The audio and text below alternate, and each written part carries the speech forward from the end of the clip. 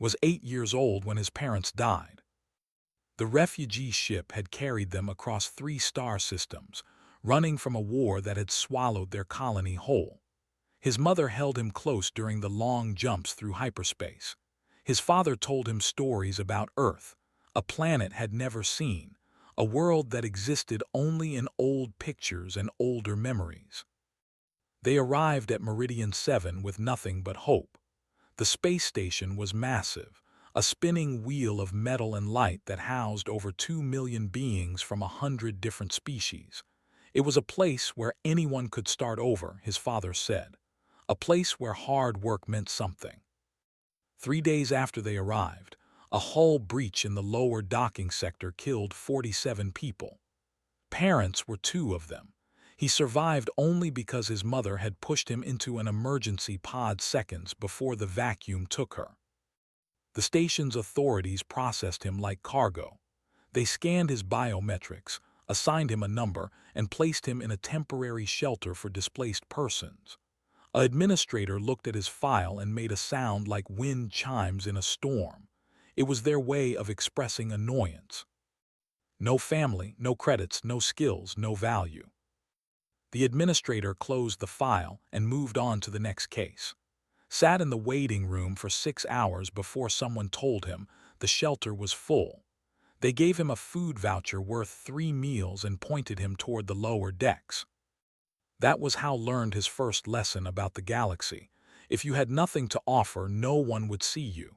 You became invisible. You became nothing. The lower decks of Meridian 7 were a maze of maintenance tunnels, recycling plants, and forgotten spaces. The station's wealthy inhabitants lived in the upper sections, where the artificial gravity was perfect, and the air smelled like whatever garden world they wanted to simulate. Down here, the gravity fluctuated, the air tasted like metal, and the lights flickered in patterns that made your head hurt. Found a space behind a water recycling unit where the heat kept him warm. He learned to sleep with one eye open. He learned to move quietly. He learned to read the body language of aliens who could crush him without thinking about it. They were the most dangerous. They stood 3 meters tall, their bodies covered in a hide that looked like gray stone. They worked as enforcers for the station's security forces, and they did not like humans. Watched them patrol the lower decks, memorizing their routes, timing their movements. He learned that they always turned left at Junction 7 Alpha. He learned that they took breaks at the same time every shift. He learned that they could not hear high-frequency sounds because their ears were designed for different wavelengths. They were easier to avoid but harder to understand. They were quick and silver-skinned, with large eyes that seemed to see everything. They ran the information networks on the station, buying and selling secrets like other species traded food or fuel. They communicated in rapid clicks and whistles that took 2 years to decode. But when he finally understood them, he discovered that they talked about everything. Every secret on the station passed through ears eventually. They dominated the commerce sectors. Their bodies were made of living crystal that shifted colors based on their mood. They valued efficiency above all things, and they saw other species as tools to be used or obstacles to be removed. Humans fell into the second category. They were too slow, too weak, too emotional. They did not waste time on creatures that offered no return on investment. Learned all of this by watching. He had nothing else to do. For the first year, survival was his only goal. He found food in the waste bins behind restaurants that served species who ate too much and threw away the rest. He found water in the condensation that formed on cooling pipes. He found clothes in the lost and found bins that no one ever checked. The station's AI tracked everything that happened on Meridian 7. It monitored power usage, air quality, population movement, and 1,000 other variables. But its programming had limits. It categorized as a maintenance variable, something that existed in the spaces between official categories. He was not a resident because he had no registered address. He was not a visitor because he had no arrival or departure dates. He was not a problem because he caused no disturbances. He was nothing, and nothing was invisible. By his 10th birthday, had learned to read, not just human languages, but the written forms used by 7 different species. He found old data tablets in the trash, their screens cracked but still functional. He downloaded educational programs meant for alien children and taught himself everything they knew. The children learned mathematics and trade negotiations, learned them too. The children learned information systems and data encryption, learned them too. The children learned nothing because they did not believe in education. They believed in strength, but studied their culture anyway, reading their history files and their warrior codes until he understood how they thought. By 12, he spoke 11 languages fluently. He could negotiate in trade speak. He could whisper in click code. He could grunt the formal greetings of the. He could read the body language of species that had no spoken language at all. And still, no one noticed him.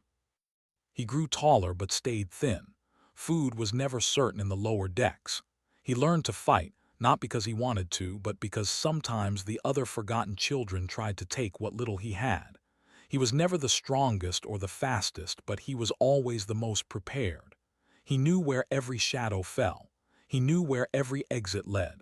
He knew which pipes would burst if you hit them in the right place. At 14, discovered the maintenance network. The station was old, built by a species that had vanished centuries ago.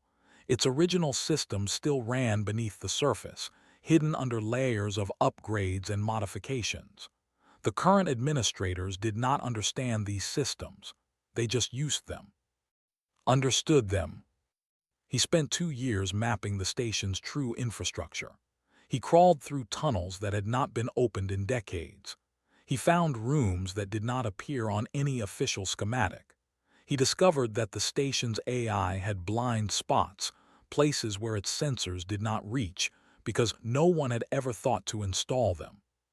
He made these blind spots his home. By 16, knew Meridian 7 better than anyone alive. He knew every power conduit, every ventilation shaft, every hidden corridor. He knew which doors could be opened from the inside and which ones could not. He knew where the wealthy stored their secrets and where the powerful held their meetings. He knew everything, and everyone still thought he was nothing. The years had changed him in ways that went beyond knowledge. He had learned to think like the aliens around him. He understood their fears and their desires. He knew what motivated this endless pursuit of profit. He knew why the hoarded information like treasure. He knew what the truly meant when they talked about honor and strength. And he knew something else, something that the aliens never seemed to understand about humans. His species was not the strongest or the fastest but humans had something that other species often lacked. Patience. Could wait. He could watch. He could plan for years while others thought only in days. He could hold a grudge across decades if he needed to. He could remember every slight, every insult, every moment when someone had looked through him like he was not there. He remembered the administrator who had called him worthless. He remembered the enforcers who had kicked him out of warm corners on cold nights. He remembered the who had sold information about him to predators who hunted homeless children for sport. He remembered all of it. At 18, stopped simply surviving. He began to build. The lower decks held others like him, refugees who had lost everything, workers who had been discarded when they were no longer useful, children who had been forgotten by a galaxy that did not care about the weak, found them one by one. He offered them food. He offered them safety. He offered them something to believe in. He called them the ghosts. They were not an army. They were not even a real organization. They were just the invisible ones, the people who moved through the station without being seen, who knew its secrets because no one had ever thought to hide secrets from them. Taught them everything he knew. He showed them the hidden tunnels and the forgotten rooms. He taught them how to read alien languages and decode encrypted signals. He gave them purpose in a place that had told them they had none. By 19, had eyes and ears in every level of Meridian 7. He knew when ships arrived and what they carried. He knew when deals were made and who made them. He knew which officials could be bribed and which ones could not. He was still invisible, he was still nothing, but nothing had learned to watch, nothing had learned to remember. And when the Syndicate of Chains finally came to Meridian 7, nothing was ready. The slave ships arrived on a Tuesday, Standard Galactic Time, watched from a maintenance shaft as the massive vessels docked at the station's outer ring.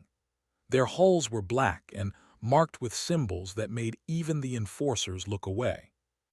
The Syndicate of Chains was the galaxy's oldest and most powerful slaving operation. They took beings from 1,000 worlds and sold them to the highest bidder. They had connections in every government. They had bribes in every pocket. They had operated for centuries because no one had ever been able to stop them. They came to Meridian 7 because the station was isolated, desperate, and corrupt, the perfect hunting ground. Within a week, they had purchased the cooperation of the station's administration. They saw profit in looking away. They saw opportunity in selling information. They saw credits in their accounts. And people began to disappear. The weak ones first, the refugees, the homeless, the workers in the lower decks who had no one to miss them when they were gone. People but was not going to disappear. He had spent 11 years becoming invisible. Now he was going to use that invisibility to do something that no one expected. He was going to fight back. The first slaver vanished on the third night of the Syndicate's operations on Meridian 7. His name was who had left his after killing 3 members of his own clan. He was big even by standards, with fists that could crush metal and a reputation for enjoying his work too much. He walked into Maintenance Tunnel 7 Gamma to check on a reported power fluctuation. He never walked out. The Syndicate searched for him for 2 days. They found nothing. No body, no blood, no trace. The station's sensors showed him entering the tunnel but never leaving it. The AI reported no anomalies. The other ghosts who lived in those tunnels reported seeing nothing. Because they had not seen anything. They had been the ones who made disappear. Had not killed him. Killing was messy and attracted attention. Instead, the ghosts had drugged his water supply for 3 days before the ambush. When entered the tunnel, he was already weakened, his reflexes slow and his thinking clouded. They hit him with a neural disruptor that had assembled from discarded medical equipment. They dragged his unconscious body through tunnels that did not appear on any map. They locked him in a room that the station's AI did not know existed. Then they asked him questions. Talked. They always talked eventually. He told them about the Syndicate's operations, their contacts, their plans. He told them which officials had been bribed and how much they had been paid. He told them where the captives were being held and when they would be shipped off station. He told them everything. Listened and remembered. Then he started planning. The second slaver disappeared a week later, then a third, then a fourth. Each time the Syndicate searched and found nothing. Each time their operations suffered another setback. Shipments went missing. Communications failed. Equipment malfunctioned in ways that engineers could not explain. The Syndicate's leaders began to worry. They sent more guards to protect their people. They installed more sensors in the lower decks. They offered rewards for information about who was attacking them. But you cannot find what you cannot see, and the ghosts had spent their whole lives learning to be invisible. By the 3rd month, the Syndicate had lost 12 operatives. Their operations on Meridian 7 had cost them more than they had earned. Their reputation was suffering. Word was spreading through the underworld that something was happening on the station, something that the mighty Syndicate of Chains could not control. The Syndicate's leader came to investigate personally. He was his crystalline body glowing with the dark purple of barely contained rage. He had run the Syndicate for 40 years, building it into an empire that spanned a quarter of the galaxy. He had crushed rebellions on a dozen worlds. He had bought governments and broken armies. He was not worried about a few missing soldiers. He was insulted. Someone was challenging him. Someone was making him look weak, and had not survived 40 years in the slave trade by allowing challenges to go unanswered. He ordered a sweep of the lower decks.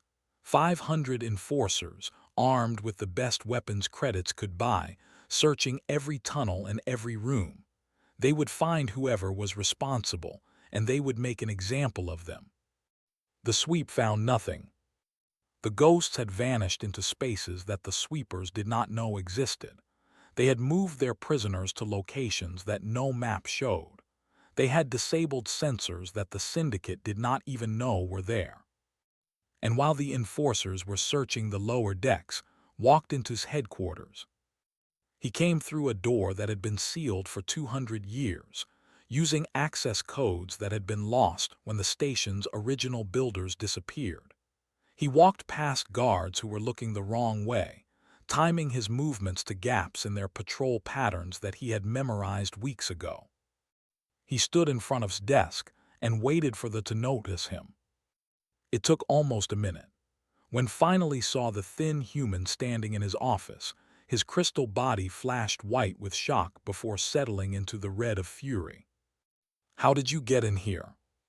Smiled. It was not a friendly smile. It was the smile of someone who had waited 11 years for this moment.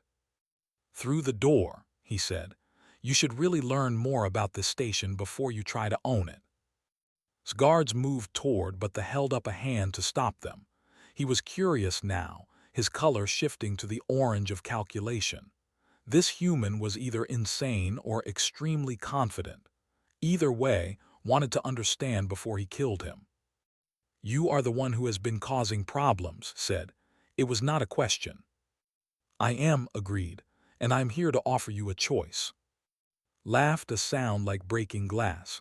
"A choice? You are one human, a child. What choice could you possibly offer me?"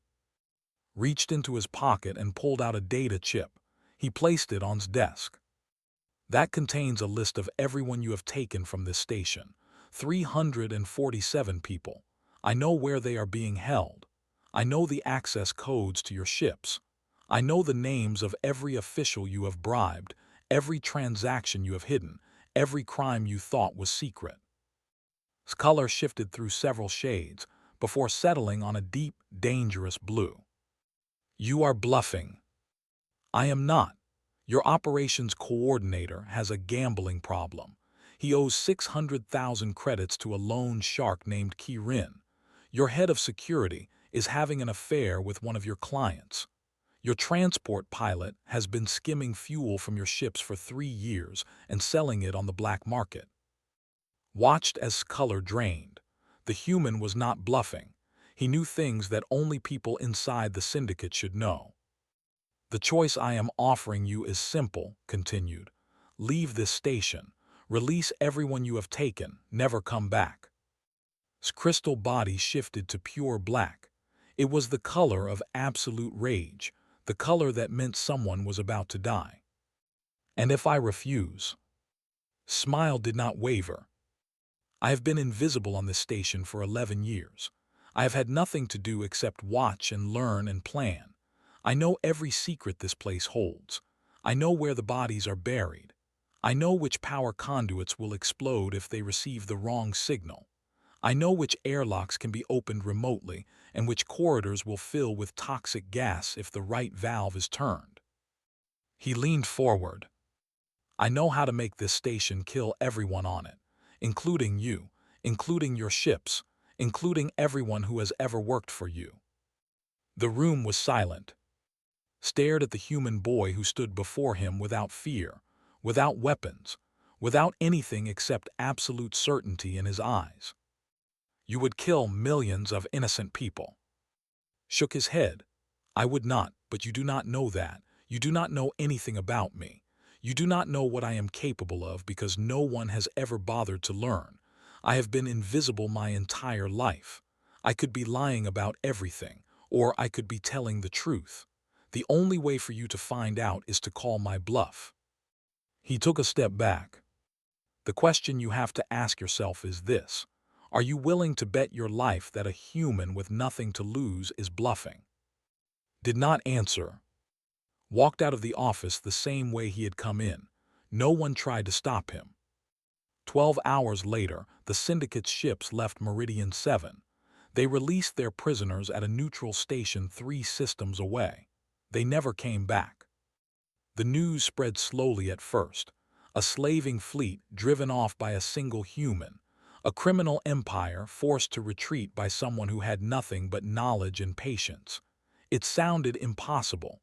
It sounded like a story. But the freed captives told their version, and the syndicate's former clients told theirs. And piece by piece, the galaxy began to hear about the human from Meridian 7 who had done what armies could not. They called him the Ghost.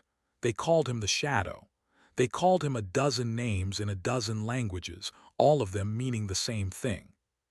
The one who could not be seen, the one who could not be stopped. Did not care about the names. He did not care about the fame that was slowly spreading across the star systems. He cared about the people he had saved and the lessons he had learned. The galaxy was full of those who were forgotten, the refugees, the workers, the children who had no one to protect them. They existed in every system, on every station, in every corner of civilized space, and they were invisible just like he had been. But invisible did not mean powerless. Invisible meant unseen, and the unseen could go anywhere, learn anything, do anything. The ghosts did not dissolve after the syndicate left. They grew. Other stations began to send messages, other worlds, other places where the powerful preyed on the weak and no one seemed to care. Listen to all of them. He was no longer a forgotten child. He was something new, something the galaxy had never seen before. A network of the invisible, an army of the overlooked, a force that moved through shadows and remembered every wrong. The species that ruled the galaxy had measured threat by obvious things: size, strength, weapons, ships. They had never learned to fear the ones who had nothing, because those with nothing were not worth fearing. They had never learned to fear patience. They had never learned to fear humans. Stood on a viewing platform in the lower decks, watching the stars turn slowly outside the station's hull. He was 20 years old now, lean and quiet, with eyes that had seen too much and forgotten nothing. Behind him, the ghosts went about their work, gathering information, building connections, preparing for whatever came next. The child everyone ignored had become someone no one could stop, not because he had gained power in the way the galaxy understood power, but because he had learned a different kind of strength. The strength of the invisible, the strength of those who watch and wait and never forget. And somewhere in the vast network of stations and worlds, the tyrants and slavers and corrupt officials were beginning to feel something new. They were beginning to feel afraid. Because the ghosts were everywhere now, in the lower decks and the maintenance tunnels, in the servant quarters and the refugee camps, in every place where the forgotten gathered and the powerful never bothered to look. Watching, waiting, remembering. And when they finally moved together, empires would fall,